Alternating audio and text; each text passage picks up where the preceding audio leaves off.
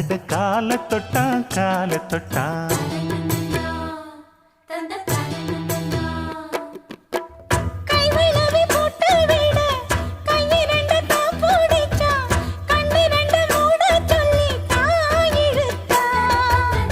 மூக்குத்திய போட்டு விட உம்மகத்தை தான் நிமித்தி நேருக்கு நேர் முன்ன வந்து தான் சிரிச்சா.